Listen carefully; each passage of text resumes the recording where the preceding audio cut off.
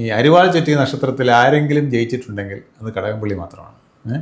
അതിനു മുമ്പ് നബീസമ്മോൾ സ്വതന്ത്രനായി നിന്ന് CPM-ൻ്റെ സ്ഥാനം സ്വതന്ത്ര സ്ഥാനാർത്ഥിയായി നിന്ന് മത്സരിച്ചിട്ടുണ്ട്. അത് അരിവാൾ ചുറ്റികയിലല്ലായിരുന്നു. അന്ന് അവർ ജയിച്ചിട്ടുണ്ട്. അത് കഴിഞ്ഞാൽ 1996 പിന്നെ 2016 2021 ഈ 3 തവണ കടകംപള്ളി മാത്രമേ അരിവാൾ ചുറ്റിയ നക്ഷത്രത്തിൽ അവിടെ ഒരു CPM സ്ഥാനാർത്ഥിയായി ജയിച്ചിട്ടുള്ളൂ എന്നുള്ളതാണ്.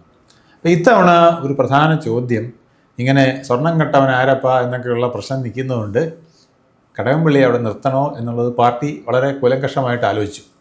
അപ്പോൾ ഫീഡ്ബാക്ക് വന്നത് തീർച്ചയായിട്ടും കടകംപള്ളി അല്ലാതെ മറ്റൊരാൾ നിന്നാൽ ഈ പിടിക്കാവുന്ന വോട്ട് പോലും കിട്ടാതാവും. അപ്പോൾ കടകംപള്ളി വിചാരിച്ചാലേ അവിടെ കഴക്കൂട്ടം മണ്ഡലം നിലനിർത്താനായിട്ടുള്ളൊരു പോരിന് പോലും CPM-ൽ ആളുള്ളൂ എന്നൊരു താഴെത്തട്ടിനുള്ള നിർദ്ദേശമാണ് കടകംപള്ളിയെ തന്നെ എന്ത് വന്നാലും സ്ഥാനാർത്ഥിയാക്കാനായിട്ട് തീരുമാനിച്ചത്.